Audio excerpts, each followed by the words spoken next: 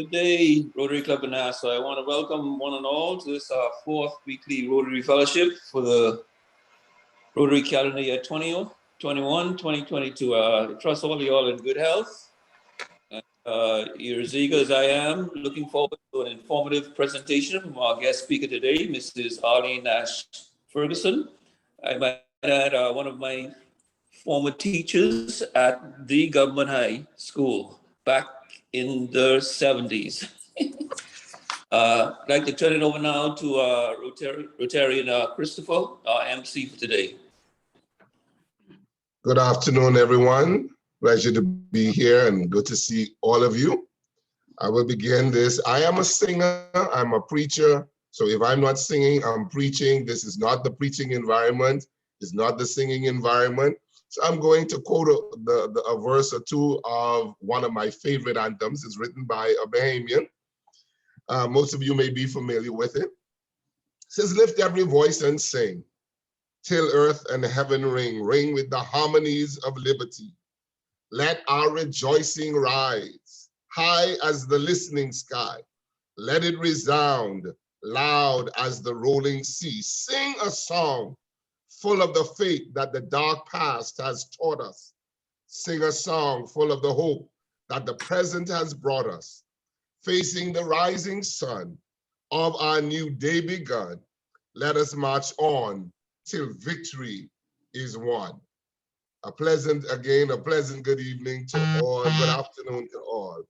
And we're going to get right into it. We don't have much time, so we're going to get right into it. And we're going to invite Rotarian Royan Ford to come with our Rotary Grace. Good afternoon, Rotarians and guests. Please join me in the Rotary Grace. Direct us by thy wisdom and love as we meet in Rotary Fellowship. Open our eyes to the power for understanding and peace as we see ourselves, not alone by ourselves, but united with brother Rotarians in many parts of the world.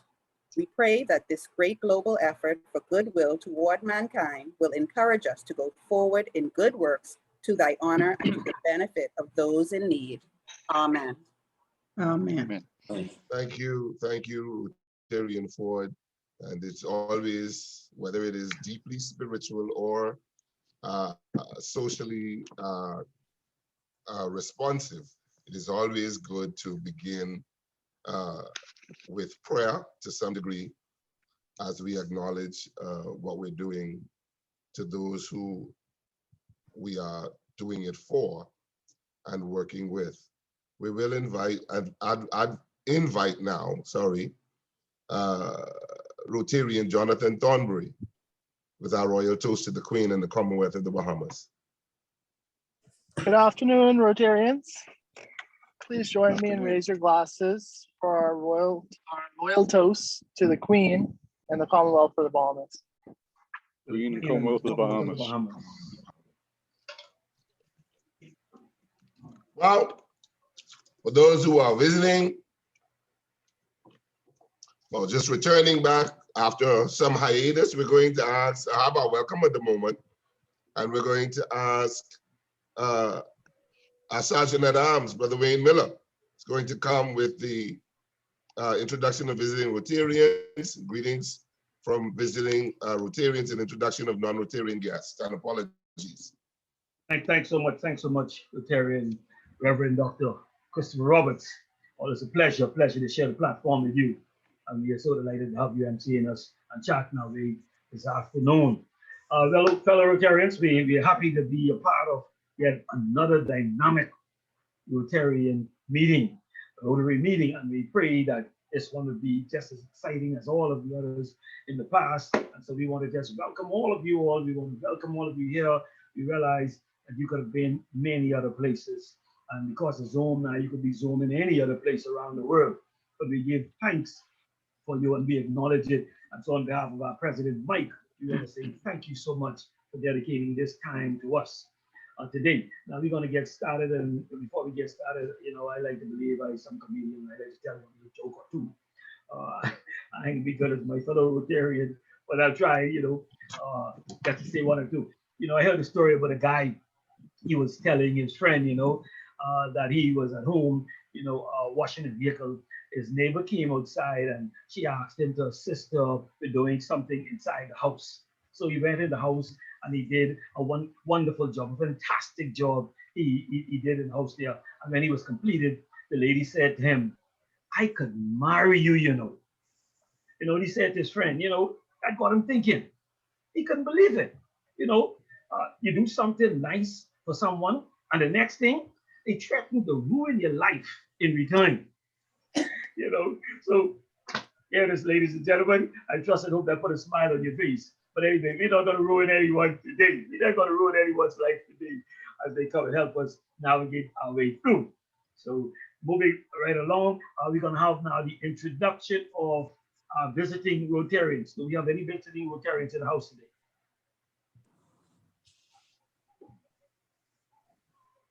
Good afternoon. Good afternoon.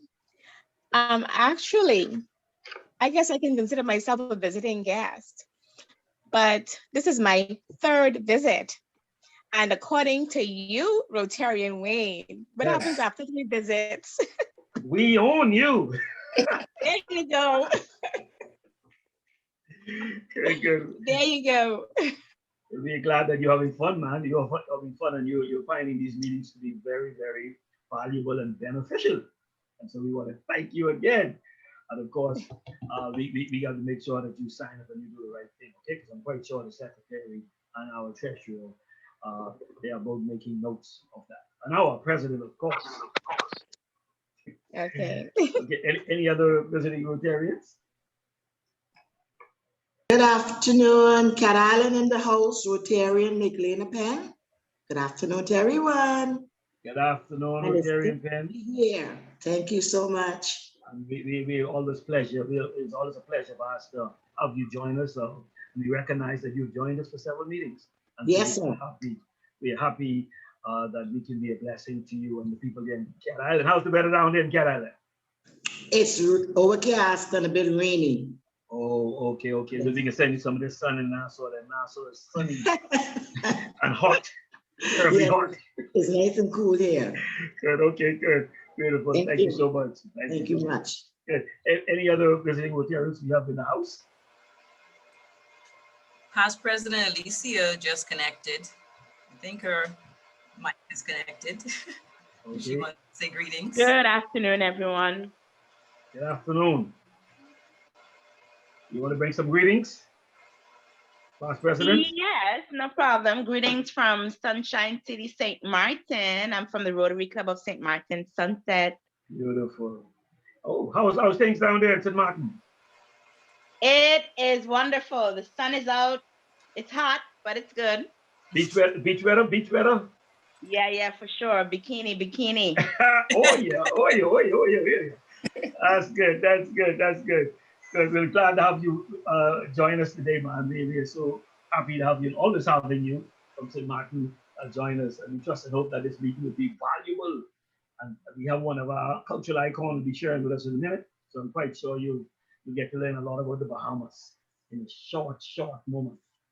Any other visiting Rotarians? Okay, if there be no visiting Rotarians, do we have any greetings from other Rotarians? Any guests? Any guests? You have any guests? Yes. I have a guest, Carla DeVoe. She actually is one of the parents who brought her child out to the iExpo, and she got to talking to us about Rotary. So I say she was able to join us today. Good. All right. Welcome, Carla. A pleasant good morning. I just was about to speak, but I didn't want to be out of place. Okay, Yes. Well, let's hear your greetings. If you have a word or two you want to share with us. But I just wanted to be a part of something that's spectacular that can make a difference in the lives of many. So I was very pleased when I brought my kids there and I saw the many hands that wanted to give. And that's what I like to do. So I'm here and I'm available and I just would like to help. Thank you so much. Many hands make the Lord light. And so we are grateful to have you on board, and you understand the philosophy of Rotary. We trust that you continue to be a blessing here, and that we will be a blessing for you moving forward. Thank you so much. Any other visiting non-Rotarians? Sound like we've covered everybody? No, I think President Stephen has a guest who's here. Okay. Gina Marie. I saw her log in. Okay, Gino. Hi, Gino. Hi, Gino. Past President Stephen, you want to introduce Gino? You're still in? Hello. Yeah, she should be Gina Bell. Oh, Gina Bethel. Yeah, Gina Bell, a guest of mine. Delighted to have her. Okay, good. Thanks so much, Past President. Yes, Gino, we're happy to have you. Feel welcome. Feel welcome. We realize that you could have been any place. We know you're in good hands, and in short order, we know that you will be coming over full time. This is a service club. We here to serve. You know, it's always better to give than to receive. Okay, and everything comes to the man who provides service to others. All right. So we're happy to have you here, and we trust and pray that our meeting will continue to add value to your overall expectation of us here. Okay. Any apologies? Any apologies, Madam Secretary? Yes, we have apologies from Director Chrislin. Unfortunately, she will not make it today. We also have apologies from our Assistant Secretary, Falia, and unfortunately, she will not be able to make it out to today's meeting. And Director Rashan as well will not be able to make it out to today's meeting. Okay, good. Thanks so much. Thanks so much for that update. You know, just a note. You know, I came across this note by an unknown author, and it says, one of the happiest moments in life is when you find the courage to let go of what you cannot change. And I trust and pray that we continue to let go of things we cannot change, and then pray to God to give us the courage and the strength to change those things that we can. Mr. Master of Ceremony, back over to you, sir. Thank you, Brother Miller. Now, I need to find out whether or not your responsibility of order and protection extends to the other clubs, because I have gotten some threats from members of the other clubs as to why I joined the Rotary Club of Nassau as opposed to theirs. And I don't know. I think I may need some protection, sir. Okay, well, that could be arranged. That could be arranged, sir. And you know, we got that now. Don't worry about that. Thank you. I feel safe. I feel safe. In preparing for today, I was looking at some quotes, and I came across two quite interesting. And I like quotes, and so whenever I come across them, I print them and I post it somewhere in my house so that I could continue to see it. One of them, both of them are attributed to Rotarians, even though they're not identified as to who would have said them. One of them says, volunteers are unpaid, not because they are worthless, but because they are priceless. And I thought that was just so powerful, of course, when we think about the work that Rotary does. And another one, it says, I slept and dreamt that life was joy. I awoke and saw that life was service. I acted, and behold, service was joy. And I know I speak for myself, and quite possibly I speak for other Rotarians, that the joy of our lives, the pleasure out of our existence is being of service to one another and being able to help those in need and help those who find themselves in those places of want. And I just thought that they were powerful quotes that we should share. This time again, we give room and give the floor to President Mike Wilson, who comes now with remarks and announcements. All right, good day again. Let me just give a brief breakdown. We had a follow-up meeting last evening, the President's Club, and we had to make presentations of proposed signature projects for the coming year. Each club had to make a presentation. I presented on three initiatives, the hand wash project in Haiti, where we provide sustainable systems for drinking water. The diabetes initiative that we started last year, and hopefully will get completed this year once we have Rotary and Rashan back in the club. And the third item was with regards to the toddler Natario, who is in need of a corneal transplant. We now have to fine tune and make follow-up presentations to the club presidents, the board, and hopefully one of these projects will be submitted, approved for RCOB grant. Another thing coming out of the meeting, AG Ken has made an appeal for some manual labor for this coming Saturday. He's looking to load a 40-foot container with back to school supplies and school equipment. This will be down on Gladstone Road, and this trailer will be shipped into Abaco in preparation for the coming school year. Also, another announcement, we'd like to confirm that the inauguration and induction of members for the Rotary Club of Satellite Club in Cat Island, that's confirmed for the weekend of the 6th, 7th, and 8th of August. That wraps it up. I'll turn it back over to you, Brother Roberts. Thank you, President Mike.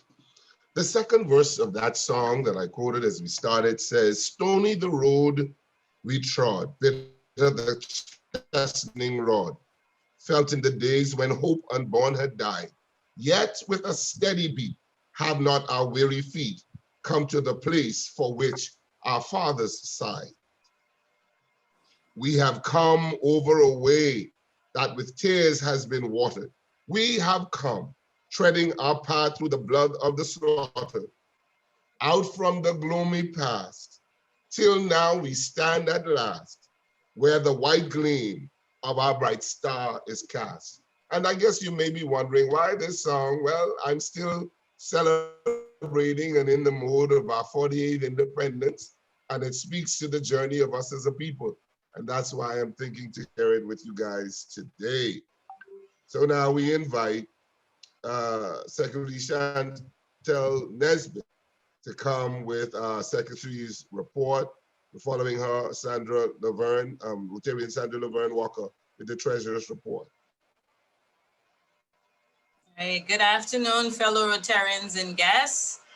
My secretary's report is not very long, but I tried to make it a little bit interactive. So makeup meetings.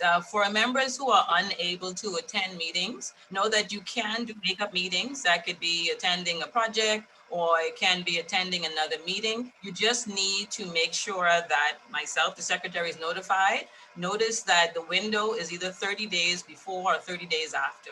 So if you attended a meeting earlier in the month, that will qualify, and you also have up until the end of August to qualify to send in your makeup meetings, okay? So just bear that in mind. And in terms of correspondence, President Mike just mentioned this with Cat Island. I actually had a conversation with the Chairman Herman, who is on as well today. We kind of have to wait to see what happens with the announcement from the Competent Authority tomorrow, because if there is a lockdown, then we may have to do a shift with the time. But other than that, right now it stands that we are confirmed for Saturday, pending the announcement tomorrow from the Competent Authority. And that is it for my announcements today, my report today.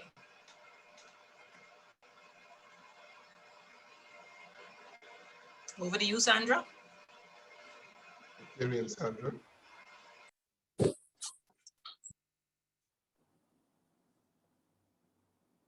Hi, I'm sorry, did you call me? Yes, Rotarian Sandra. Yes. Treasurer's report. Yes. Yes, no, I was multitasking here, sorry, fellow Rotarians. I'm happy to inform everyone that we are receiving membership dues and fees at a comfortable rate. I would have to remind persons, though, that once you intend to, and you notify me, I'm looking out for the proceeds. So when you do deposit your funds, you can snapshot it and give it to me, or, top of that note that you have done it so that I can link it to you, the amount and your name on it. That has been progressing very well. Those of you who have not done so, I remain available, and all you do is communicate by the WhatsApp, and I will take note of that. That's the really the highlight of it right now, and it helps sustain the club. And that's it for the treasury report for today. Thank you. Rotarian Mackey, Lizette Mackey, membership report. Okay, I think that's me again. Unfortunately, Lizette had to leave. So Rotarian Nadia, I will need your assistance at this point. Thank you. All right, so for the membership report today, we do have some announcements for celebration. So Rotarian Laverne is celebrating being a Rotarian, 12 years on the 28th of July, which is tomorrow. So we can be sure to congratulate her for being consistent and maintaining her Rotarian citizenship.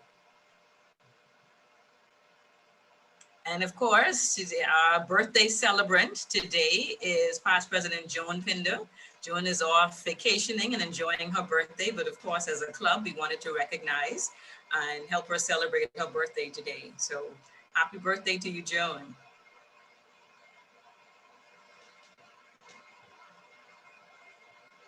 Happy birthday to you. Happy birthday to you. Happy birthday, happy birthday, happy birthday to you. My birthday, come again. My birthday, come again. My birthday, come again. How old am I now? My birthday, come again. My birthday, come again. My birthday, come again. So I can party all night. Thank you. That's it for the membership report. Thank you. Thank you. Now, I've said it earlier this week, and I will say it again now that we're all assembled. The most creative, the most focused, the most talented, the most successful people are born in the month of July. And I say that without fear of intelligent contradiction. Wow. And so we celebrate all of our July-born, our July-born persons. Happy birthday, everyone. Listen, we're about on the speaker's time. We're getting right there, and we're ready for our speaker, Ms. Arlene Nash. I just didn't like Ms. Nash, how President really told your age today, but especially in this climate we're in, somebody may very well try to figure it out and then go buy a number or something today and win big, nonetheless. But as we prepare for the introduction of our speaker, and this is going to be done by a lady who has known me from my mother's womb. Oh, she's going to come, but just before she comes, I share the last verse of the song that I've been sharing, and it says, God of our weary years, God of our silent tears, thou who hast brought us thus far on the way, thou who hast by thy might led us into the light, keep us forever in thy path, we pray. And then I just have to be me. Lest our feet stray from the places, our God, where we meet thee. Lest our hearts, drunk with the wine of the world, we forget thee. Shadowed beneath thy hand, may we forever stand, true to our God, true to our native land. Please welcome Rotarian Donnelly Bro with the introduction of the speaker.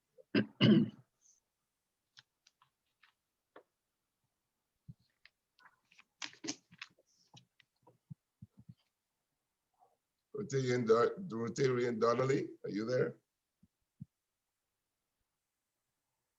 She's actually logging right back in right now.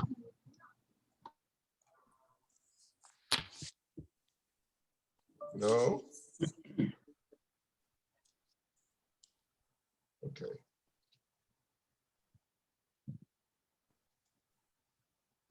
You can introduce her again.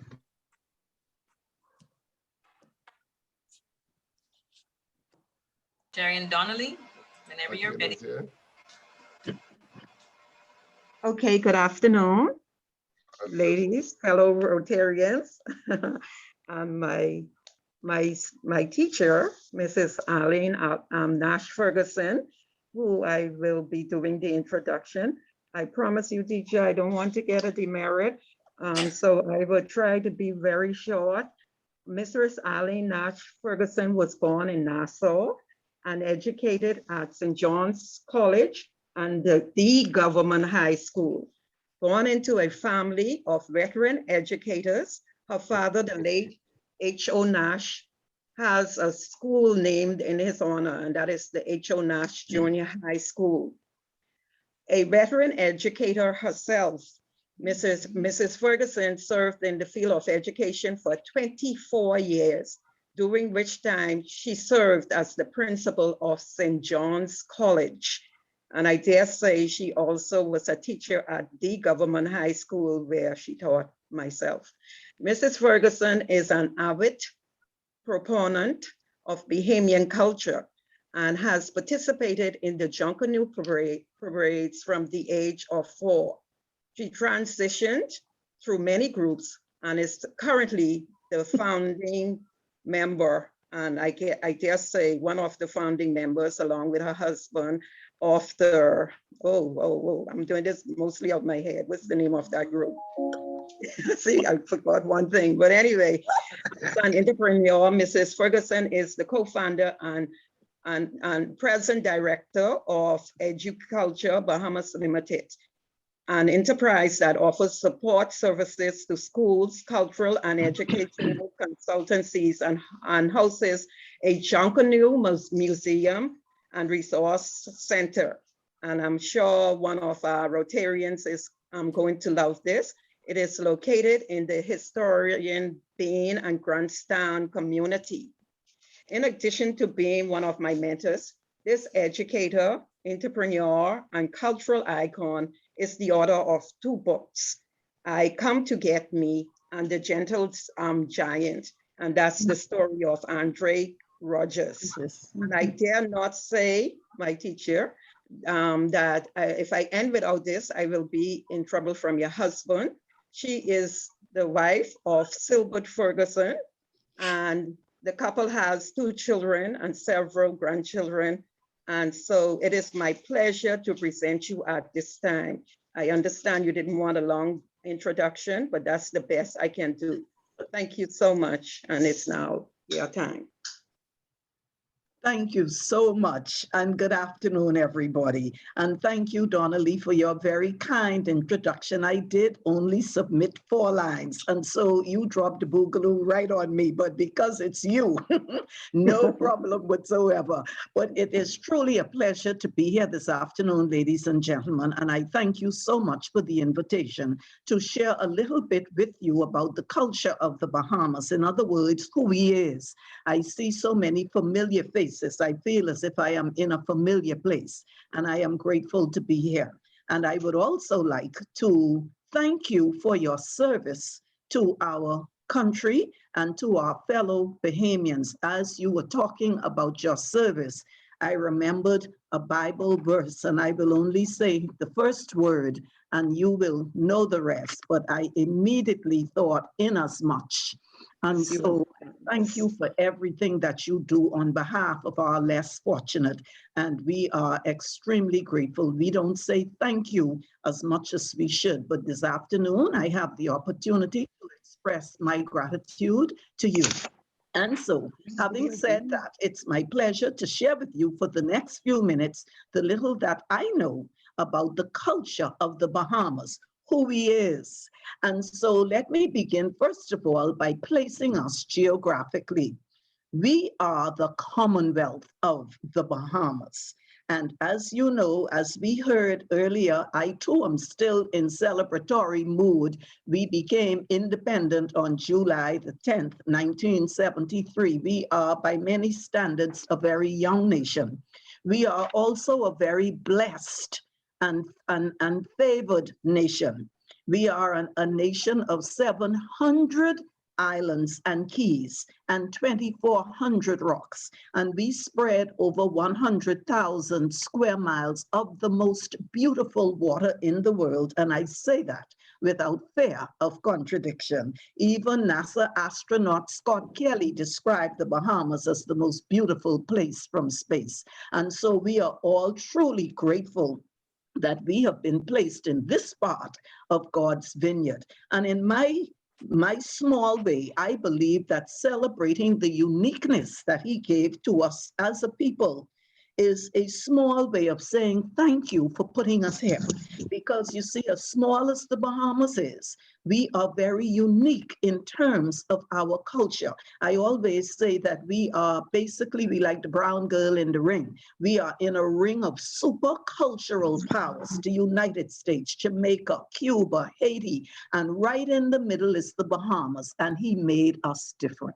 And if he had intended for us to copy any of them, he would have put us there. He put us here, and he made us different. And so our celebration of who he is, for me, is a translation into thanksgiving. And so let's look at what this culture is. Culture, by our broad definition, is everything that we do.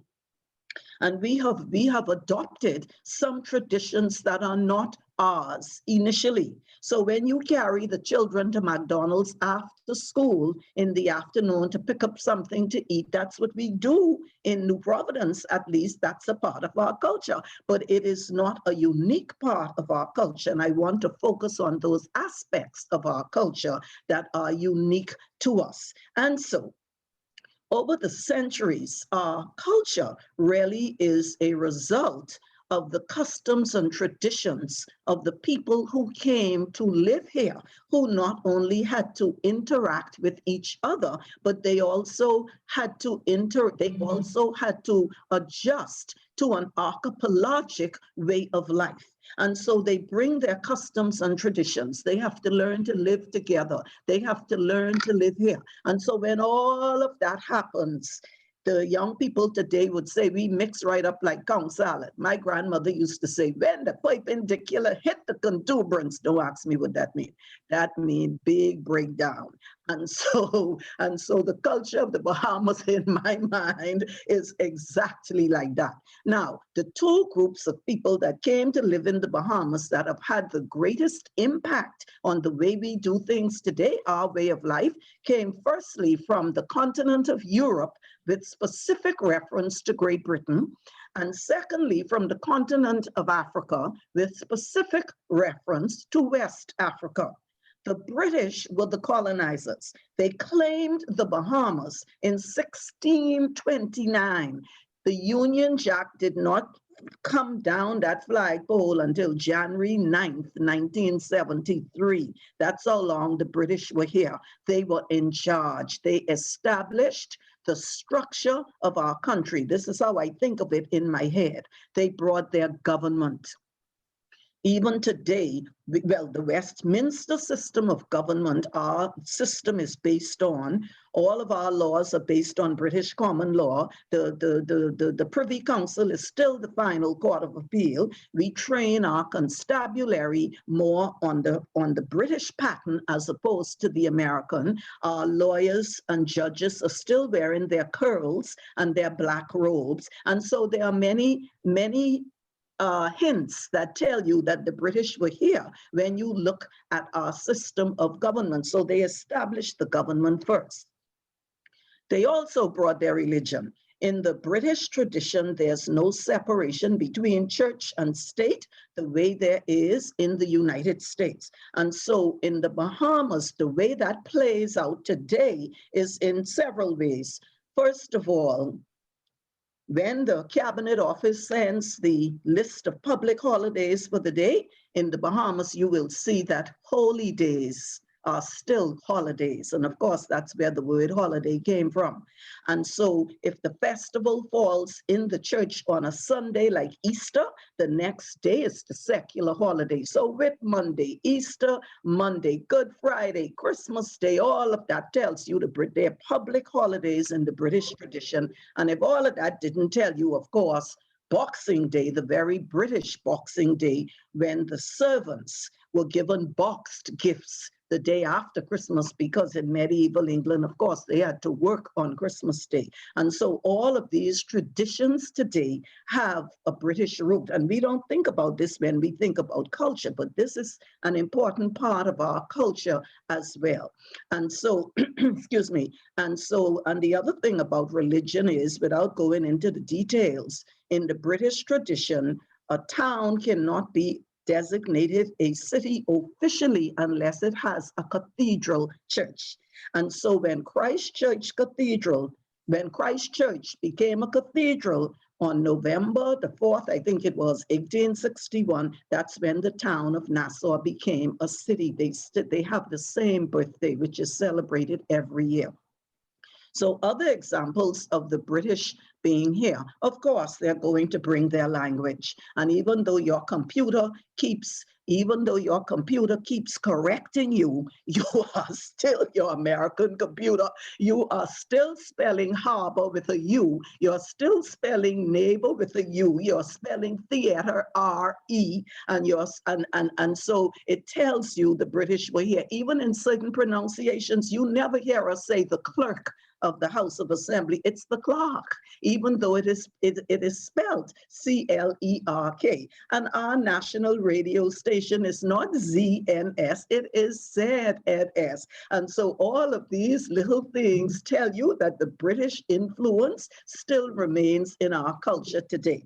They brought their architecture. The Americans jump right off the first pulls up and they look at Nassau town or downtown Nassau, and from the architecture you could tell right away that the British were here. And if that didn't tell you, all of the street names in downtown Nassau, apart from just very few, they are all named after members of the British royal family. You think about it. If you ain't on Frederick, you're on George, you're on Charlotte, Victoria, Duke, Princess, I mean, the British royal family is priest right up in downtown Nassau. I don't seem like they going nowhere, but they going anywhere fast. And on those same streets, you are driving, the Americans say, you crazy people driving on the wrong side of the street. Yes, we are still driving on the left in the British tradition. And cricket is still our national sport. Even though our children are playing everything else on the books, it is still our national sport. And then, of course, they brought their social customs.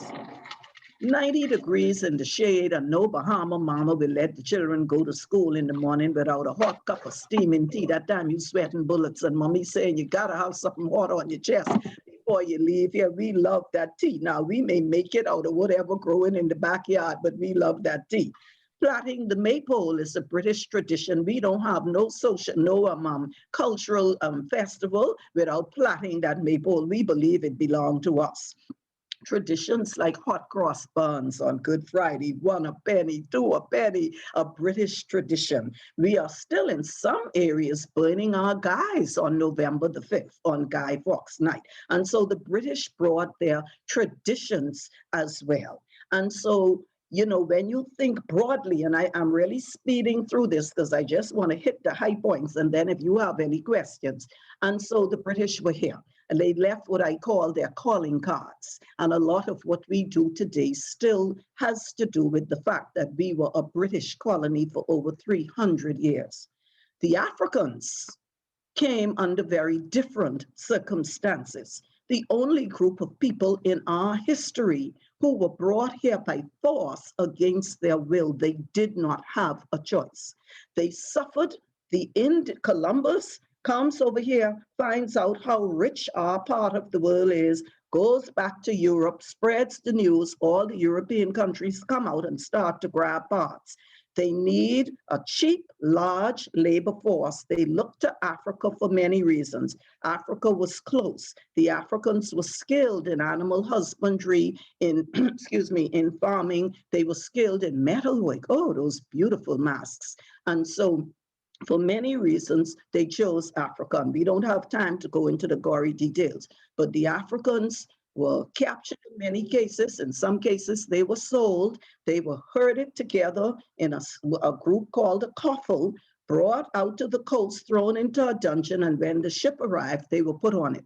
The voyage could take as long as 90 days. When the voyage landed, when the ship, this particular ship landed in New Providence, it pulled up right behind what is today the Pompey Museum of Emancipation and Slavery. That was the marketplace. So the sheep, the goat, the slaves, they were all sold there. And so you are stood up, you are washed down, people check your teeth, they check your private parts, make sure you ain't got no disease. And then if you are worthy of sale, they will buy you. And so if Judge Sandilands was in Nassau for the day and he bought you, you went on his horse and trade to Fox Hill. If Henry Moss was in Nassau, he put you on his boat and down to Cricket Island you went. Or if Lord Rolls was here from Exuma and you were sold, that's how your life of slavery in the Bahamas began. And so the first set of African traditions that we still practice today that I want to mention very quickly are those that in my mind were based on survival. You can't escape. You have to survive. You have to look to your own defenses. You look into in your genius.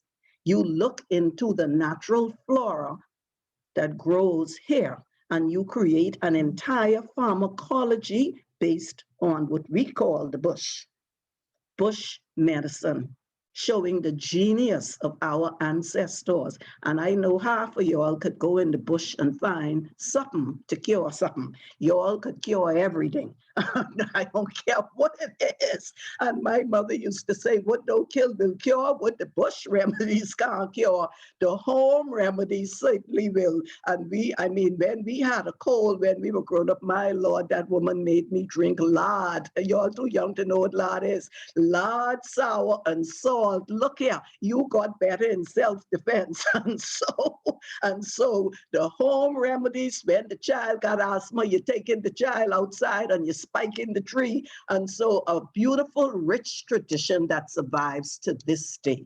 Bush medicine, home remedies, all a part of your survival mechanism. And of course, your food you have to eat. And our food is prepared in the African way. I could remember Jackson saying he was in Ghana and he thought he was home in Nassau, peas and rice, fried fish. And we're using a lot of seasonings, and we're using okra and peas and beans and all of these things. And then, of course, the other mechanism we don't think about is the survival mechanism of language. In the Bahamas, I always say, and I really speeding through this because I don't want to go over my time, but in the Bahamas, I always say we speak 3 different languages. We speak Standard English, we speak Bahamian English, and we speak Bad English.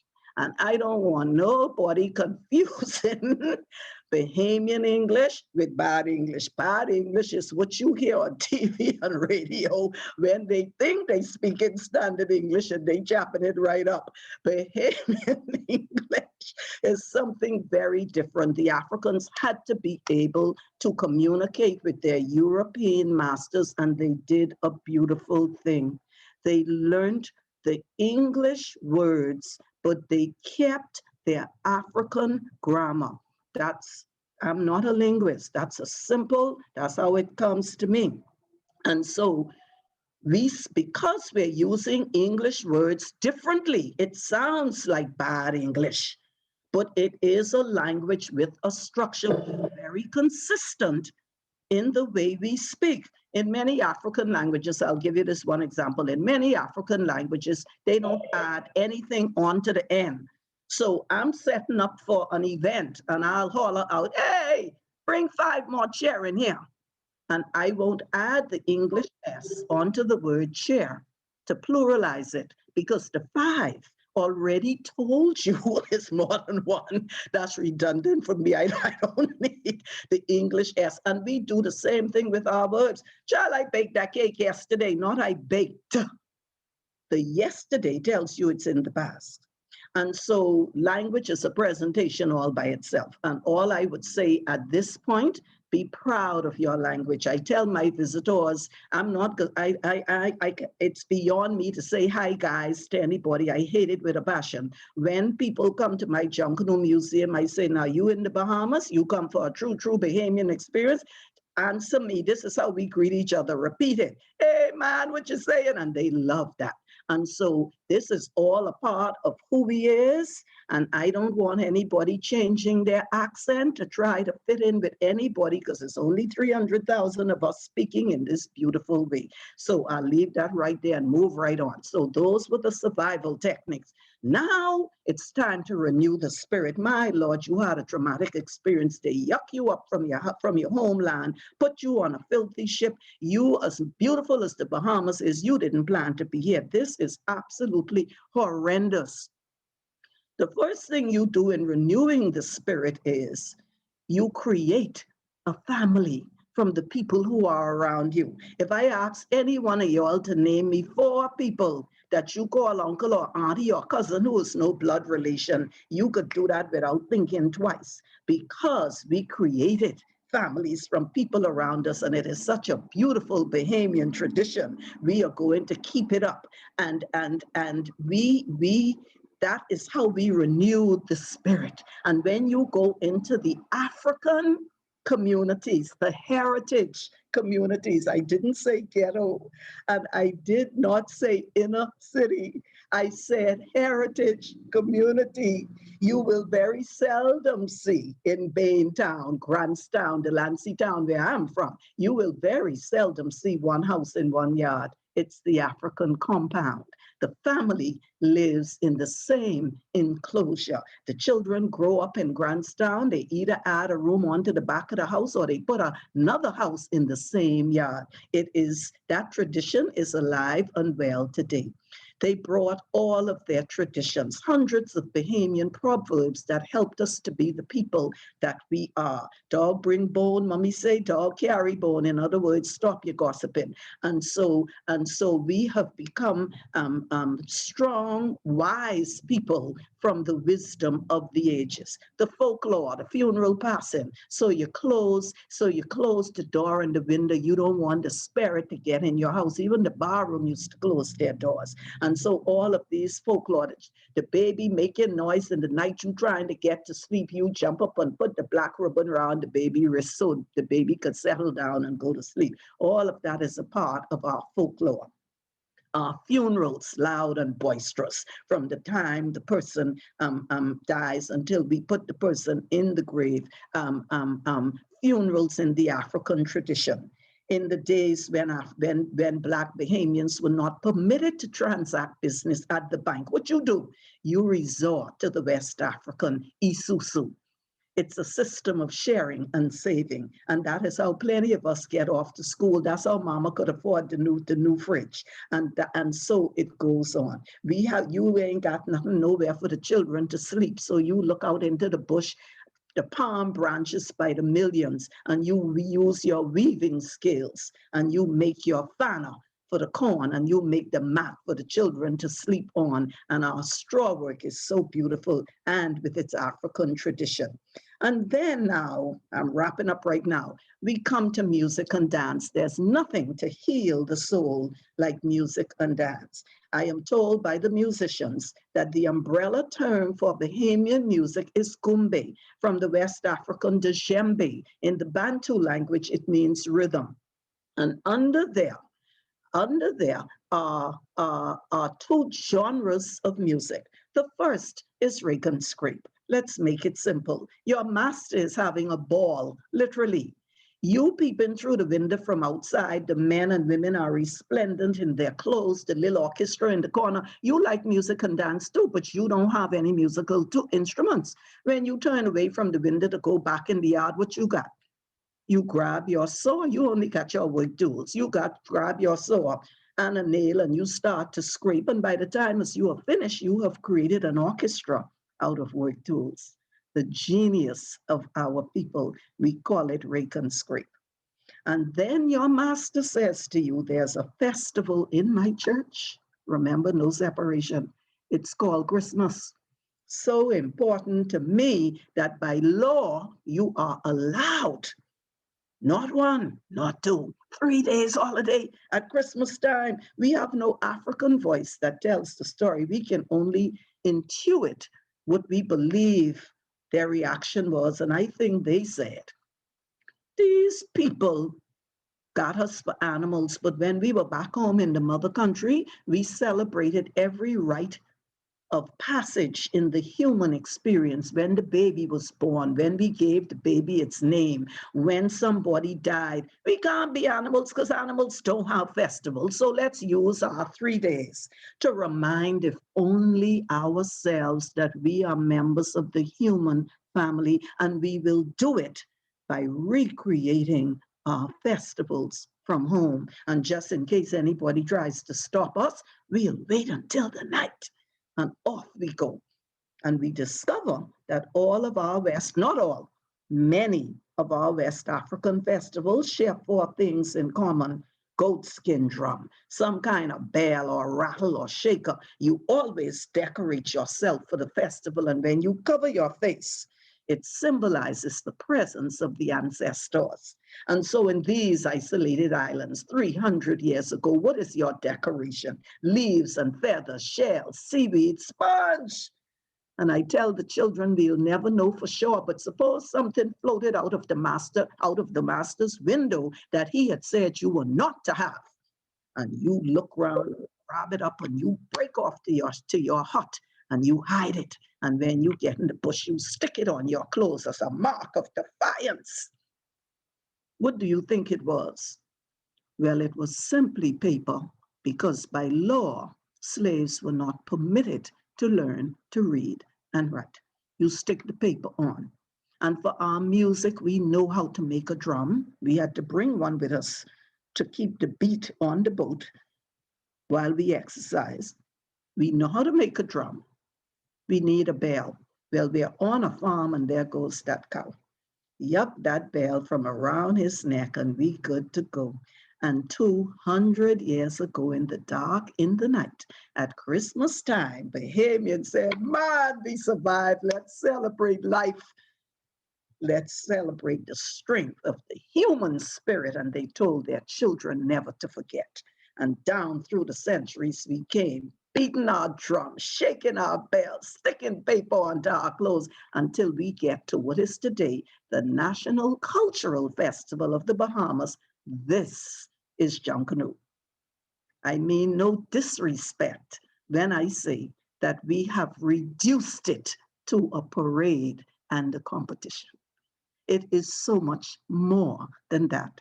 It speaks to the strength of the people of the Bahamas. Of course, we can survive COVID. We were out there celebrating when we were in shackles. That's who we is, the strength of the people of the Bahamas. So the next time that drum pass you and your foot won't stop moving, whether you meant for it to move or not, remember the story of Junkanoo.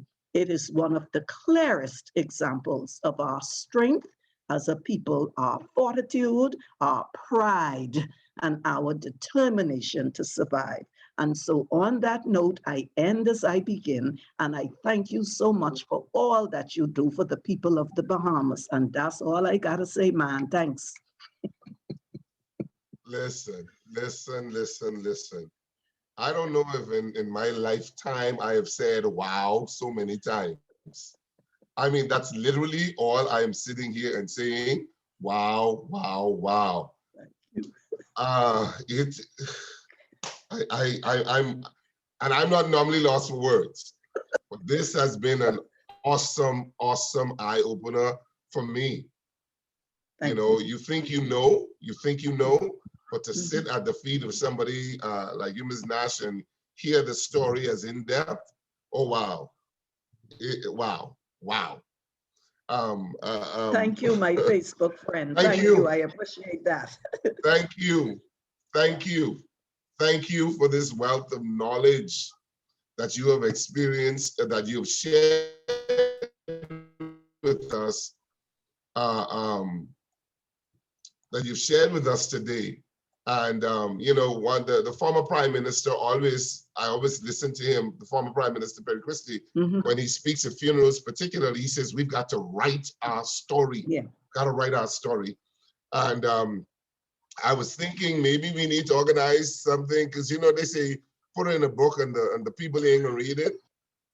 So maybe we need to do one lecture series, one virtual lecture series with you for a couple sessions, and have you come on and really spend time and share the history and the story of our culture. This is powerful. Thank you. On behalf of the Rotary Club of Nassau, we certainly want to say thank you for sharing out of your knowledge with us so freely, and just leaving us all in a wow. I mean, literally in a wow state. This is powerful, Miss Arlene Nash-Ferguson, a Bahamian icon. We've sat Rotarians, we've sat at the feet of Bahamian royalty today, and we are honored and pleasantly privileged to have had the opportunity. And I think whoever is responsible, yeah, we're gonna have to bring you back again, because we need to give you a little more time. This is like a 4-course meal. We've just had the appetizer just now. You need to come back and finish this meal for us. Again, on behalf of all Rotarians of the Rotary Club of Nassau, we express our thanks to you for sharing with us today. God bless you, ma'am. Thank you. Now, we would normally field the questions, but we are up against time, and you know, we try to keep within the time limit, but there is a parking lot discussion, or as we would say in the church, there's after church, you know, church people after the benediction, you stand up and you talk, and that's gonna be the same. So Ms. Nass, don't go anywhere. We're going to permit persons, I'm sure, is going to have questions once we have officially dismissed for you. Let's go now quickly to our 4-way test. As we do that, and then we will come with our wrap up, and we get to our parking lot conversation.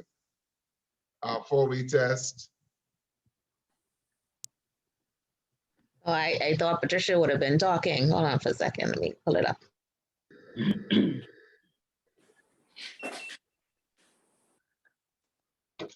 Hi, Chantal. The 4-way test of the things we think, say, or do. Is it the truth? Is it the truth? Is it fair to all concerned? Fair to all concerned. Will it build goodwill and better friendship?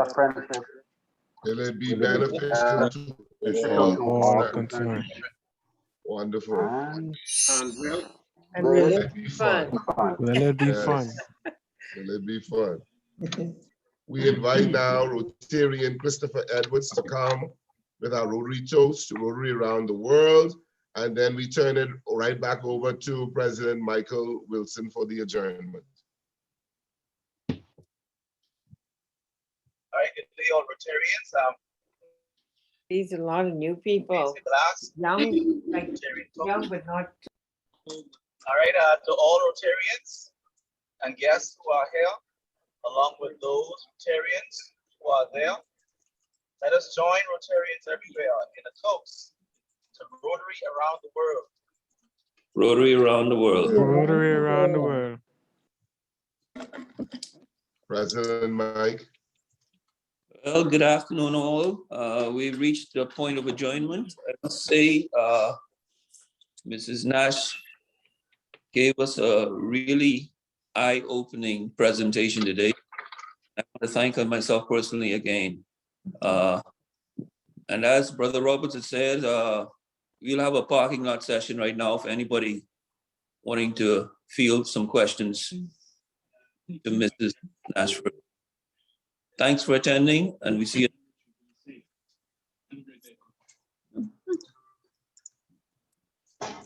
Yeah, thank you so much. I believe this is time for the parking lot. Like Rotarian Roberts would have said, we all have questions. So I just want to add my 2 cents to it. It was a fantastic delivery. This is only the appetizer. We have to come back for the main course. And Lady Nash, you did a wonderful job. I must commend you. Thank you. I have rededicated myself to become a true Bahamian now. And I can be talking Bahamianese more often. I'll be honest with you. It has blown my mind. And it's a pity we don't teach this in our schools so our children really could truly be proud of who they are. So we thank you so much. And I know there are others who have something to say, so I'll allow them to make their comments at this time.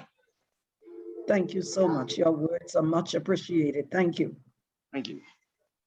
Ms. Nash, you said something, I mean, you said plenty of things that just really just caught me. But you said something that I thought was really, really powerful when you said you think we've reduced Junkanoo to a mere parade and a competition. And if I would be honest with you, that's kind of when you said it, I said, wow, because you, for the first time, I've been able to, with your words, put into words my feeling about it. Because I've never been able, people always ask me, why don't you go to Bay Street? Why don't you go to, I've not been, the last time I've been to Bay Street to Junkanoo, I think I was about 14. And it's not that I don't appreciate it. It is for that same reason. To me, I always feel that we've lost something with regards to the way that we project it. And so my question to you is, do you think we can regain it? And if so, how? That is a beautiful question. And I believe that I think there's room for everything. I think that we need to look at perhaps expanding what we have. Let's say, for the sake of argument, we want to keep the parades the way they are, okay? There's nothing that stops us from having what I call in my mind a heritage parade.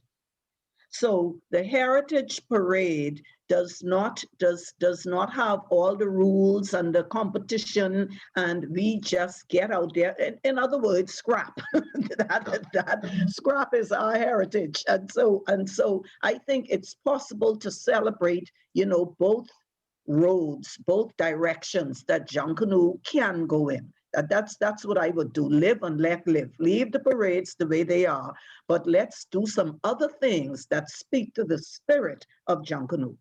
So you're talking more like what they call the People's Rush that they have during, I think, Junkanoo and other times? Right. Independence. Yeah, and even with the People's Rush, when we got together to organize that in the year 2000, and we went to see David Thompson, and he said, okay, you all run the parade, you all have the parade. We went to him with our request to do an independence parade, the Junkanoo Development Association.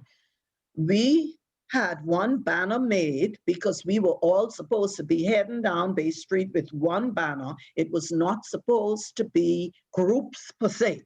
But another group brought a banner, and before you know it, and I understand that to a certain extent because people are accustomed to rushing with other people, there are different music patterns and that kind of thing. But where we always have a struggle, especially as crime has increased, we cannot argue with the police when they say for security reasons we got to put up barricades. That is the thing that really, the whole idea is you on the sidewalk, and when music come down, you're supposed to jump right in there and have yourself a good time. We just ask people not to interrupt the music section of the groups, but you could jump in the back or you could jump in the front and just have yourself a ball.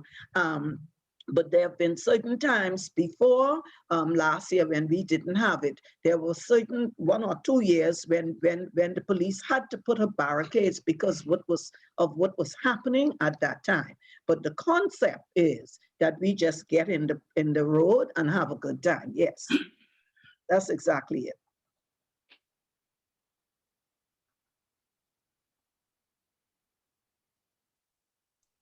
Any other question, comments?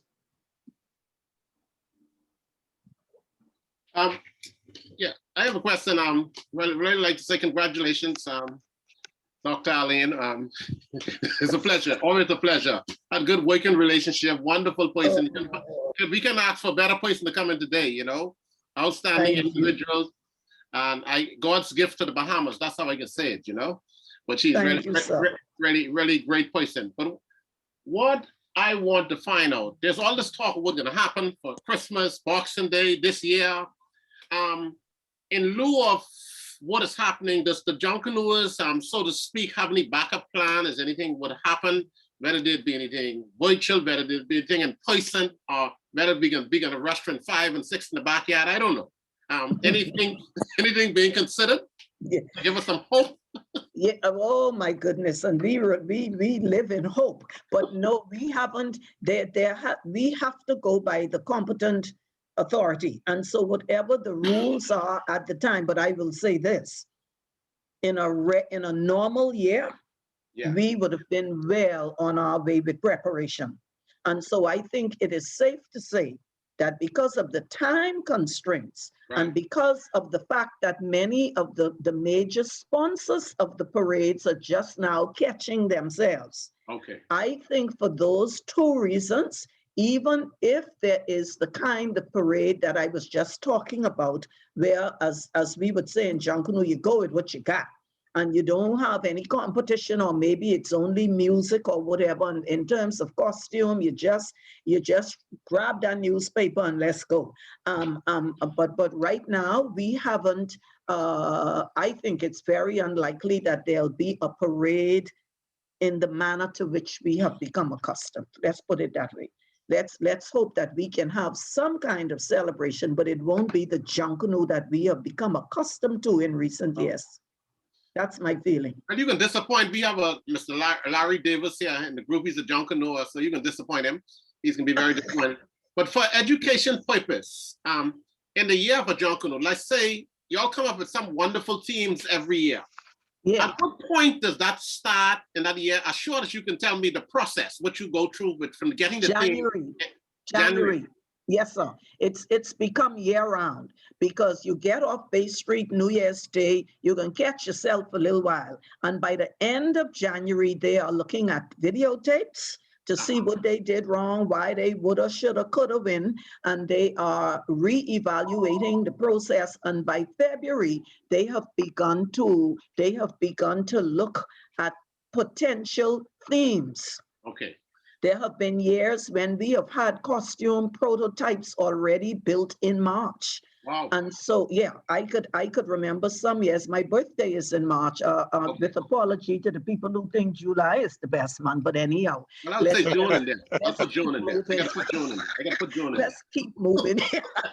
and there have Yeah, been that's great. there have been times if you invite people up for your birthday, you got to hide costumes kind of thing, you know. And so the process is really year round. That's why I said by now, you think about what you're doing now, because I've done presentations for corporate entities about the lessons they can learn from Junkanoo for their corporations. Think about it now. If you are an A division group, and we have 7 of them, you are trying to move a minimum, it's supposed to be a minimum of 201 people. They are all over 500. You are moving 500 people from one end of Bay Street to the next, fully costumed, which they made themselves, making their own music apart from the brass, out of the percussion instruments that we make ourselves. And so you are talking, how do you get 500 volunteers organized to pull that off?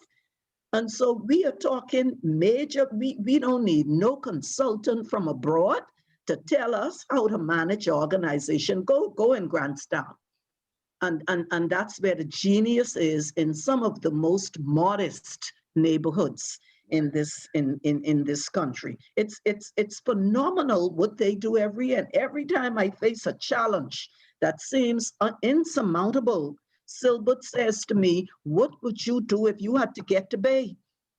if this was going to be, what would you do? You have to find a solution. I've seen the sides of whole buildings come down when costumes couldn't get out the door.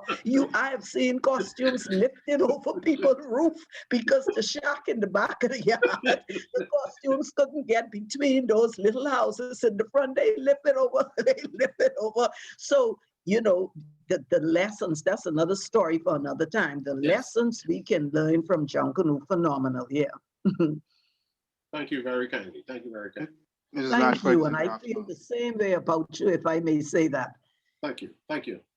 Yeah, I must add something here, because I'm always so fascinated and proud to hear Arlene and to see all the great things that she has accomplished. Because I go back before Arlene, when Kingsley Nixon and Taylor were the big Junkanooers from our area. Sax Taylor.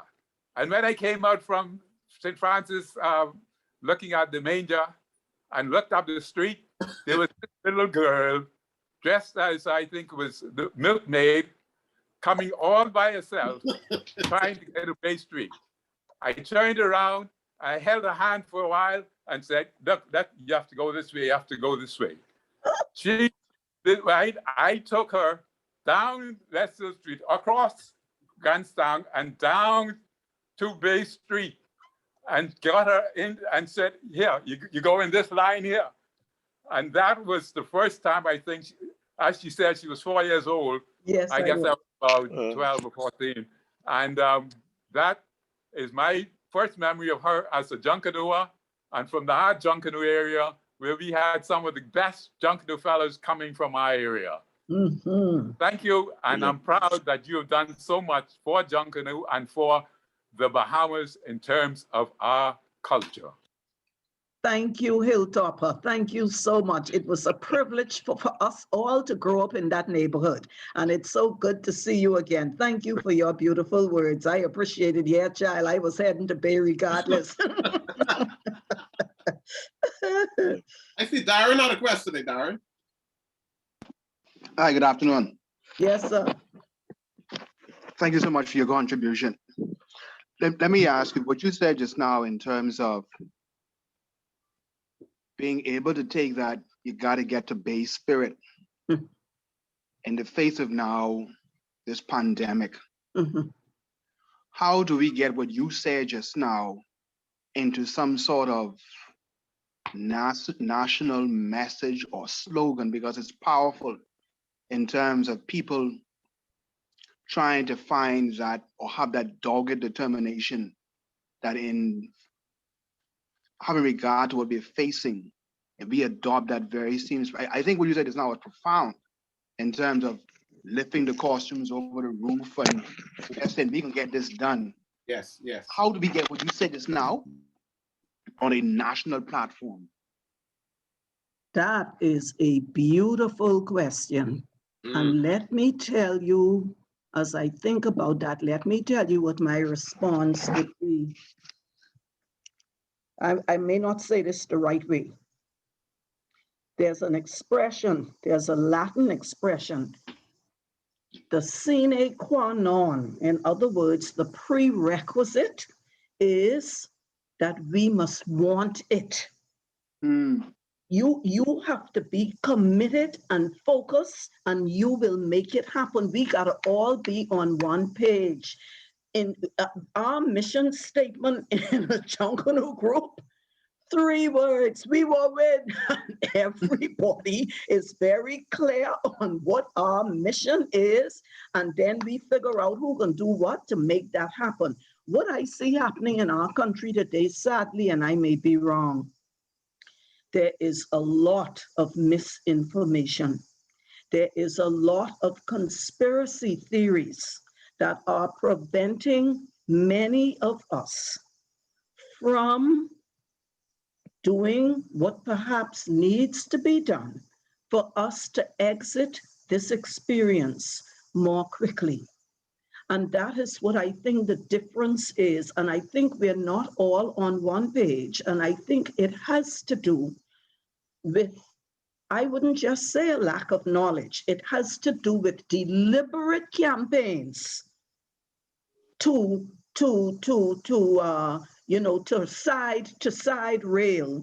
railroad what we should be doing. That's my personal opinion. I cannot believe, and you see, everything has good and bad sides, because with social media, we on top of everything right away. Whatever happening in Japan now, we turn on our TV from around the world, we could see it.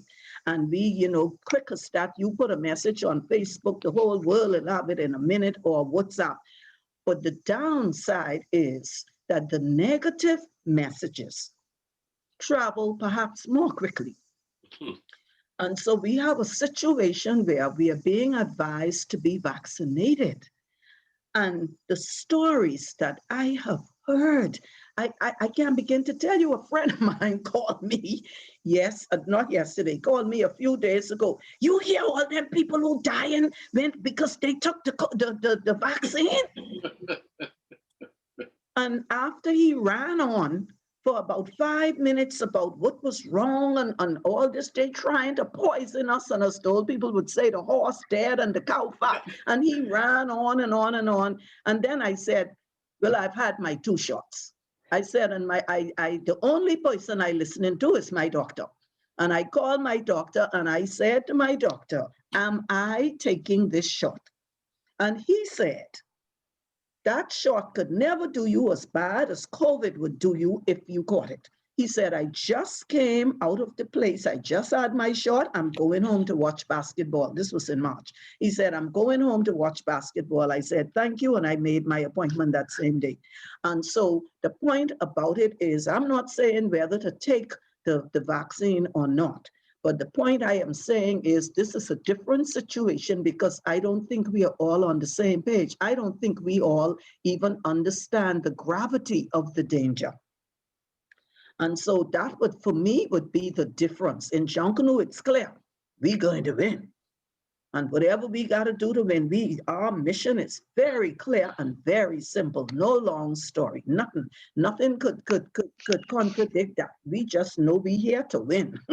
And that's it. So that's what I think the difference is. So we got to brainstorm on how to apply that. And to me, it starts with a common purpose, with a common mission, which sadly, I don't think we have right now. Wow. Thank you. Thank you so much. Thank you, sir. Just one more question. What is the, in a nutshell, the role of the leader in the Junkanoo group? You'll hear like Poissy, you'll hear about all these Gus and all them, yourself and others. I just want to know the role of the leader, because, there are different fractions in the group and all that. What is the role of the leader? Yes. Well, first of all, let me just say very quickly that in the past, Junkanoo groups had a maximum leader. There was the Gus era and the Wooler era, right. Okay? When you had a maximum leader, okay. The first group to break away from that, when Roots broke away from the Valley Boys, they opted for 4 leaders.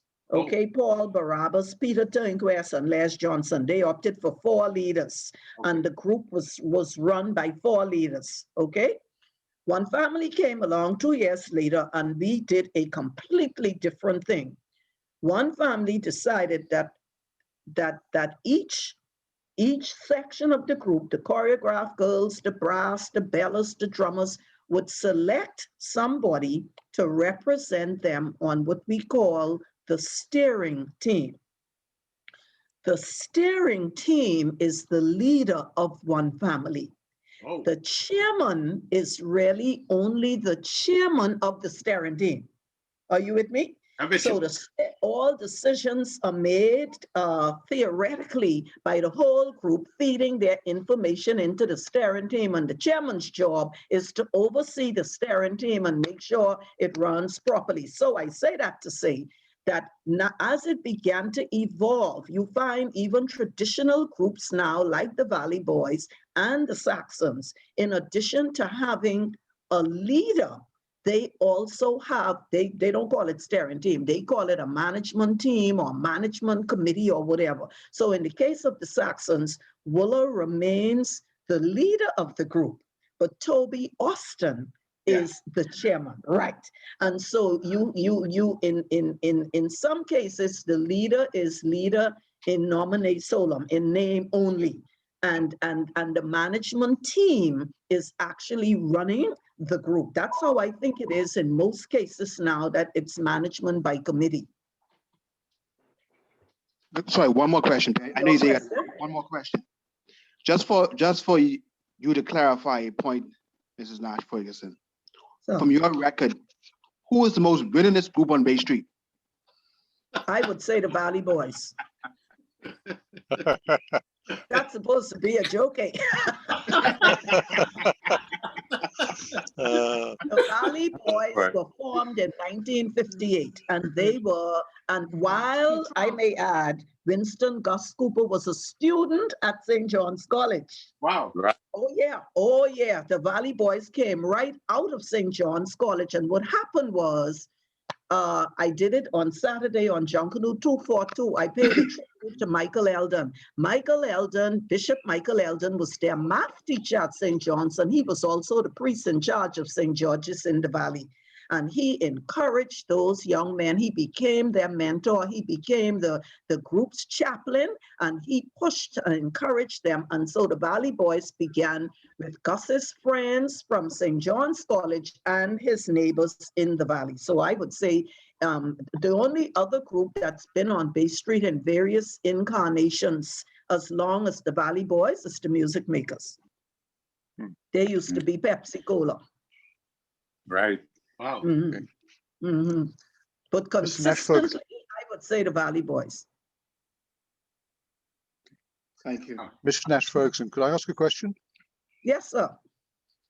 I remember my father-in-law telling me that Junkanoo in the 40s, maybe even the 30s, was all men. There were no women involved in it. Wow. And he described it as almost a melee, with one group coming from one end of Bay Street and the next group, maybe from Foxhill, coming from the other end, and they kind of mix through each other. And he says a fellow would take their blows in, their argument they had over the years. I still have to say this. Do you agree that Junkanoo has been evolving and is continuing to evolve, and that what we have now, the feathers came in after Trinidad, and it's an evolving thing, which it's not necessarily a bad thing. Would you have any comment on that? Oh yes, let me, now you're gonna have to remind me of what all you say. Let me start from the beginning with the women. Maureen Duvalier was one of and Rebecca Chipman, Chippy's wife, were two of the first females to participate in Junkanoo in the 40s. Now remember, for most of the 40s, there wasn't Junkanoo because it was banned after the Burma Road riots. But Maureen and Rebecca in particular, and Naomi Taylor, as my hilltopper Davis would know, Sax Taylor, sister Naomi Taylor, they were big Junkanoos in the 40s and the 50s, yes. And so, but it was vastly, predominantly men, right? That's number one. Number two, the melee, you're absolutely right. It was very, very dangerous.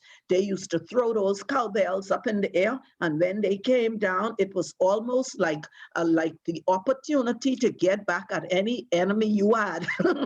You will meet them on Bay Street. My family told the story of my grandaunt Rosa. She was Mama's sister, and she took Lil Harold, they called my first brother who died.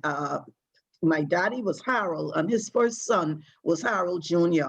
And his grandaunt Rosa took him to Junkanoo, and child, somebody hit him with a pair of cowbells in his head. And my dear, don't tell nobody, but Rosa walked straight in Nassau Street to get a kitchen knife and come back.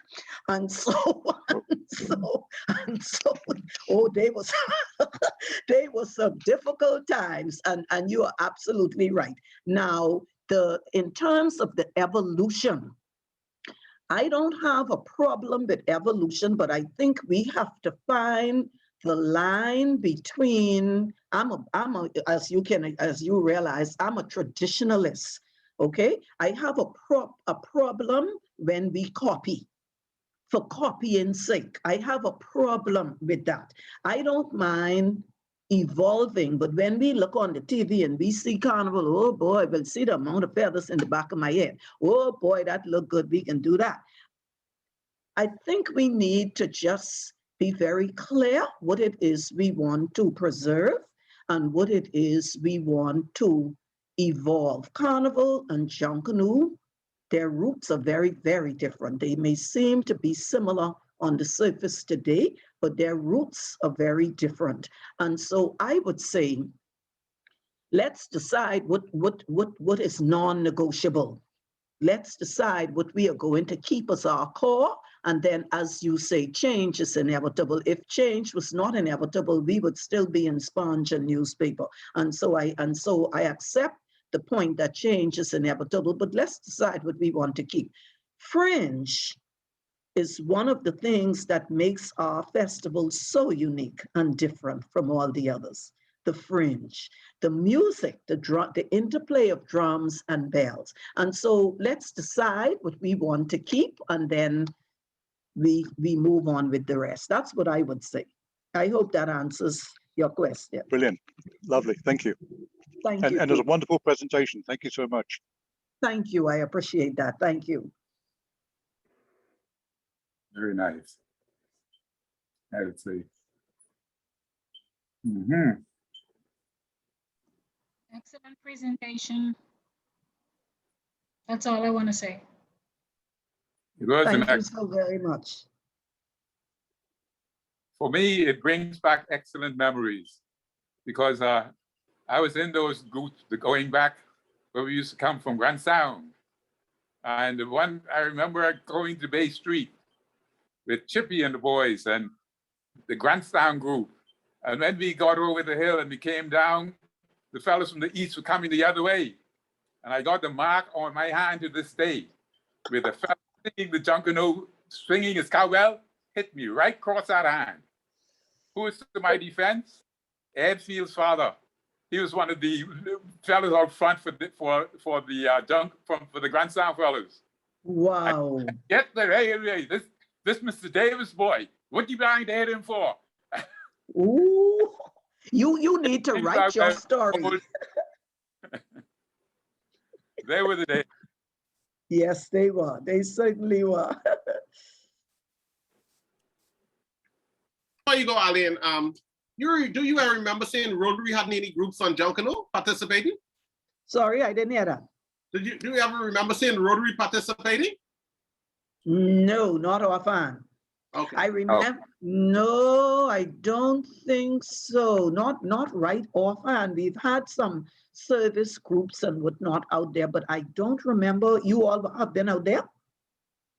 I try to get it organized now. Oh. If not, so we can be out there. Yeah. If you need me, holler. Man, it is so much fun. I think everybody should have that experience at least one. Just go for the fun, man. Just go scrap and have a wonderful time. Yeah, Tony and Larry, we can work on that. Okay. Let me tell you, the Royal Nassau Sailing Club, one year, it might have been the 70s or probably the 80s, put together a group, went down to Bay Street, and we go down Bay Street. Mostly it's the children from the sailing club, and it was brilliant. The tourists were, all the Bahamians were saying, "Boy, they must have been tourists, eh?" It was great. Anyway.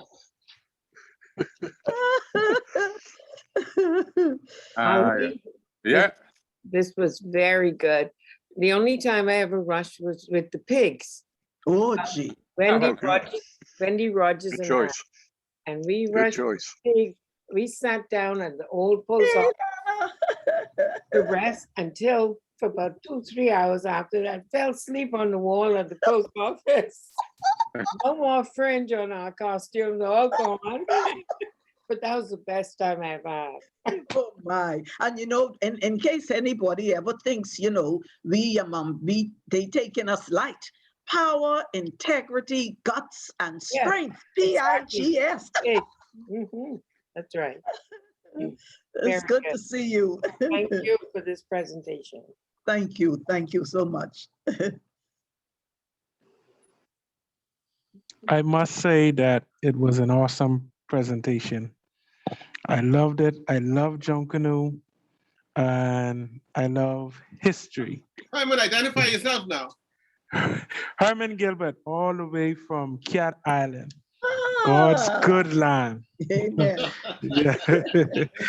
But I've been involved in Junkanoo practically almost all my life. I'm still a part of the South Rockers Junkanoo group here in Cat Island. The only Junkanoo group, I should say, in Cat Island. And I started out as a little boy. My elder cousin, he was a part of the group when it first started. Yeah. And every evening he keep going, not knowing where he going. And me as a young little boy, probably was about 7 or 8 at the time, I want to leave the yard too. I want to go too, in the afternoon. Yeah. And I say, cuz, where you going? I want to go, and that's how I was able to get out of the yard. He carried me, not knowing where I was going, and ended up at the Junkanoo Shack, and was a part of Junkanoo ever since. But on the island, it is totally different from Bay Street. I'm so Totally glad to hear different. that. Yes. I'm so glad to hear that. My first time to Bay Street is when I was a teenager and I came down to Nassau. My elder brother took me to Bay. And it was so, the groups are obviously way larger and the costumes and everything. I was loving it. It was so nice, but I didn't used to being out so late. I sleep right there.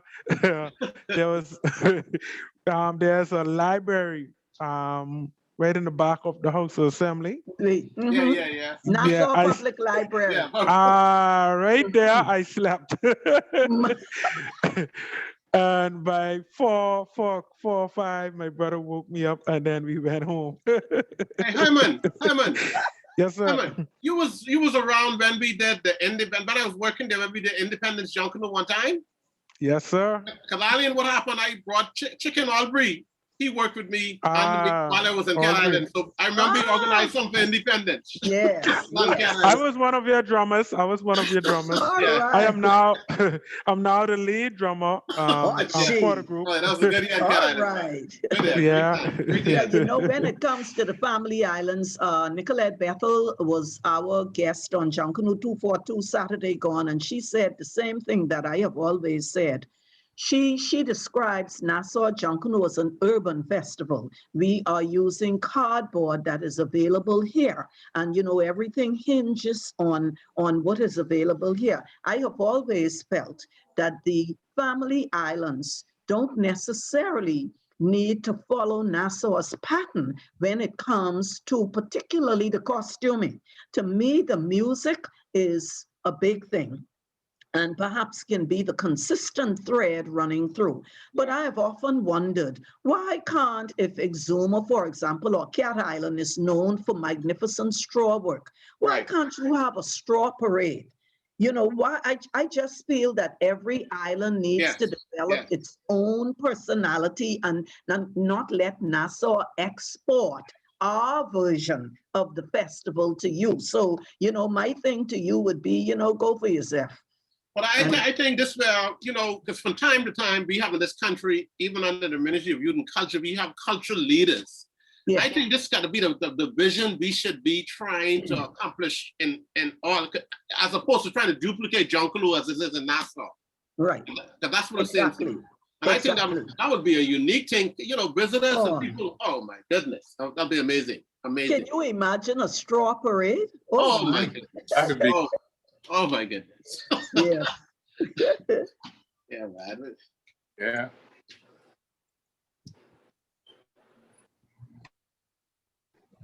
Anyway, Wayne, you back on, Wayne? Yeah, unfortunately, I had to step out and I went someplace where there was no internet connection, man. But boy, I enjoyed the conversation. Sister Nash, boy, I tell you, you loaded, man.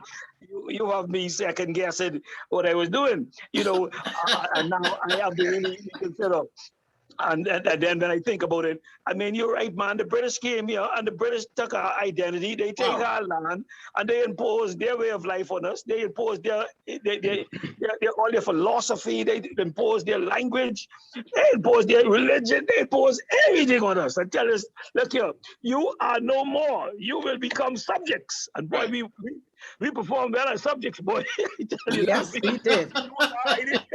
We became, I tell you, even now, all these years, 500 years later, we still got Christopher Columbus in the front of Government House. I don't understand why. I am glad you said that. May I comment on that one, on the statue? Yes, I'd like to hear it. Let me just very quickly say that I had an eye opener pertaining to the statue because I read Dr. Keith Tinker's book, The African Diaspora to the Bahamas. Wow. And he tells this story. This is where we fall down in downtown Nassau, in the old Nassau.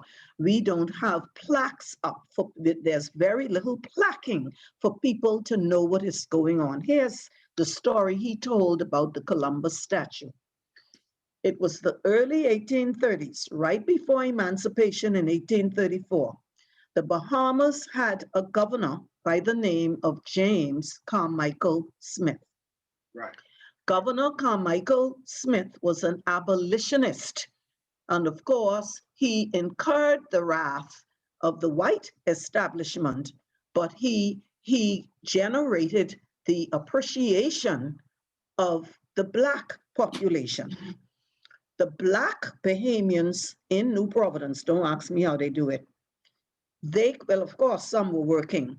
They collected a sum of money and presented the governor with a purse for the express purpose of erecting a statue in the town. It was Carmichael Smith who decided that the subject of the statue would be Christopher Columbus. Wow. And he commissioned the statue, had it made, and it was shipped to Nassau. This is how I understand the story, but it's right in the book. When he went to put it up in Parliament Square, where Victoria is now, the government of the day said, in my words, not a day like it. You ain't putting that statue here. And the implication was that a part of the problem was that because it had been paid for, at least partially, by Black Bahamians. And so this, now I gotta tell this part of the story in Bahamian English. Yeah. So in my mind, Carmichael Smith, like we used to say, he don't take glass. Yeah. So he take the statue and crease it up in the front of his house, government house, take that. And he dare a man to move it. And so that's how Christopher Columbus get creased up in the front of the government house. Yes. And so, and it's Keith Tinker's book. Oh, where can you get that book? Where can you get that book? It's called The African Diaspora to the Bahamas. I'm sure you could find it at Chapter 1 bookstore. Yeah, I gotta get that today. Bahamas. Yeah. That is just one snippet of information he has shared in that book, but truly I never forgot. So my point is this. If we decide to move it, it still needs to have a plaque. If we putting it in a museum or if we putting it in the front of the museum yard, the plaque will tell that story. Yes. So that, you see what I'm saying? So that we will know. Yeah. But right now for us, and he still is a murderer, and he led to the genocide of the first Bahamians and the things done to the original Bahamians and to original peoples down the Caribbean. The godfather of slavery. He's the godfather of slavery. Unspeakable. Absolutely no argument from me. But all I'm saying is that particular statue, wherever we put it as a part of history to remind us what must never be repeated, we put the reason why the statue was original in the first place. That's all. Mm-hmm. You would swear think that was the government decided that we honoring this man, so we put it there, and that's why it was put at government house, and you know. Yes, no. You have to be, and I am so grateful. I keep thanking Keith Tinker for that Yeah. research. Oh my goodness. Because Yeah. it just opens your mind. If we're making a decision to move it, let it be informed. You know what I mean? Yes. Mhm. Because you don't hear these things. I don't know why. Yeah, that's right. And there are so many little snippets like that in our history that we really do not hear, you know. And so, and just to give you another quick example, because Lord, don't get me talking on history. No, You know, the United States slavery did not end in the United States until 1863. It ended in the Bahamas in 1834. Say 38 if you count in the 4 years period. And during that time, they called it the Atlantic Grapevine. There were a lot, the slaves passed on information that they overheard from one to another. They called it the Atlantic Grapevine. So here we are in 1841, and there's a ship called the Creole that is heading from Virginia around the coast, around Florida, to the slave markets of New Orleans with a cargo of slaves to sell them. This is in 1841. And there was a slave on board the Creole by the name of Madison Washington. He spearheaded this mutiny on the Creole, and they were successful. And they overtook the ship. They commandeered the ship, and they forced the captain to sail it to New Providence. The ship anchored right across the bar there where the lighthouse is.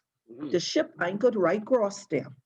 And it caused an international incident because the Americans are saying, those slaves are our property, we want them back. And Governor Lewis Grant, who is at Government House representing the British government as the governor of the Bahamas in 1841, Governor Lewis Grant is saying, they are in British waters, they're free.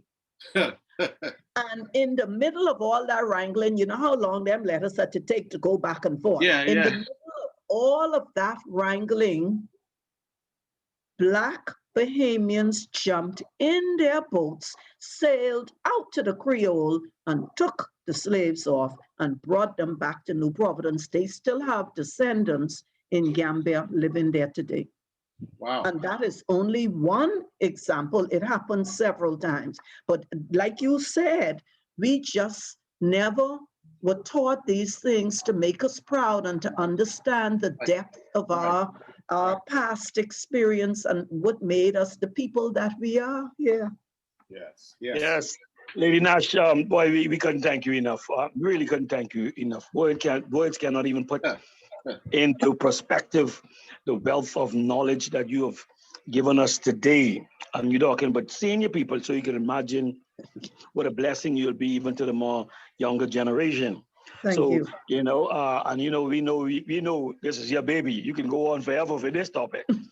But it's such humbling, you know, to hear your words. I really appreciate it. Really, I do appreciate it. Thank you. All right. So again, on behalf of President Mike, we really want to thank you so much. And we have to wrap it up now, but we will bring you back. So please put some place on your calendar. Stick a pin, because I'm quite sure you'll be hearing another call from the Rotary Club of Nassau, so you can come in and lighten us some more. Okay. So thank you for having me. Thank you. Yes. Thank you. And thank you everyone for remaining in the parking lot so long. Yeah, this is powerful. This is the longest we've ever been in the parking lot. As long as we've been there, yes. I tell you. So thank you so much. Thank you. Okay. Thank you. Thank Good you. evening, Good everybody. afternoon, Good everybody. afternoon. Thank you. Good afternoon. Good afternoon, everyone. Enjoyed. Good afternoon.